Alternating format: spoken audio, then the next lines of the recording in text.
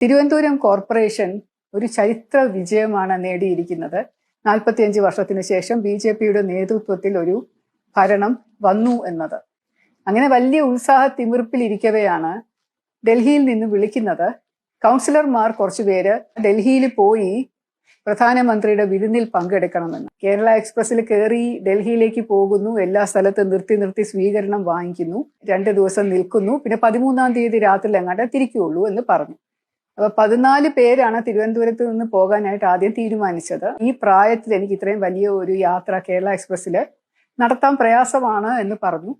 അപ്പോൾ ഫ്ലൈറ്റിൽ വേണമെങ്കിൽ അറേഞ്ച് ചെയ്യാമെന്നൊരു ഓഫർ ഉണ്ടായിരുന്നതാണ്. പക്ഷെ ഞാൻ പറഞ്ഞു വേണ്ട, എന്തിനാണ് വെറുതെ കാശ് കളയുന്നത്. എനിക്കാണെങ്കിൽ ഇതുപോലെ പൈസ ഒരുപാട് അനാവശ്യമായിട്ട് മുടക്കുന്നതിനോട് വലിയ വിരോധമുള്ള വ്യക്തിയാണ്.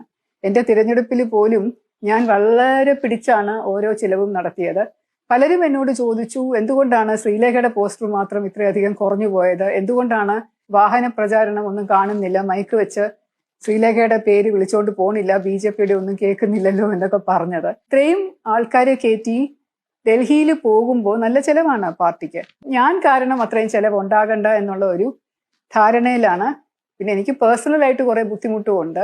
അമ്മയ്ക്ക് 94 വയസ്സായി, വീട്ടിലുണ്ട്. 5 ദിവസം മാറി നിൽക്കാൻ പറ്റില്ല. വീട്ടിൽ ഇപ്പൊ സെർവന്റ് ഇല്ല, ലീവിലാണ്. കുക്കിംഗ് ഏറ്റെടുക്കണം, അമ്മയുടെ പരിപാലനം ഏറ്റെടുക്കണം, വീടിന്റെ വൃത്തി വെടുപ്പ് ഏറ്റെടുക്കണം, സാധനം വാങ്ങാൻ പോകണം.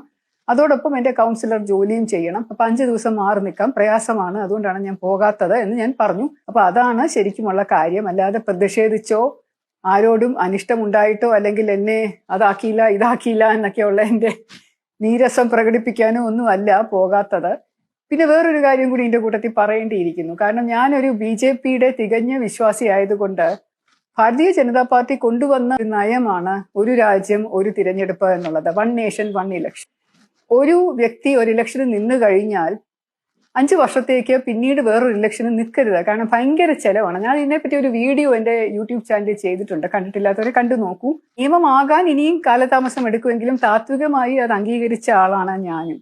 അതുകൊണ്ട് ഒരു ഇലക്ഷന് ജയിച്ചത് കൊണ്ട് 5 വർഷത്തേക്ക് ഇനി ഒരു ഇലക്ഷനും കൂടെ മത്സരിക്കാൻ എനിക്ക് താല്പര്യവുമില്ല. അതിനുള്ള ചെലവ് വഹിക്കാനുള്ള കഴിവുമില്ല.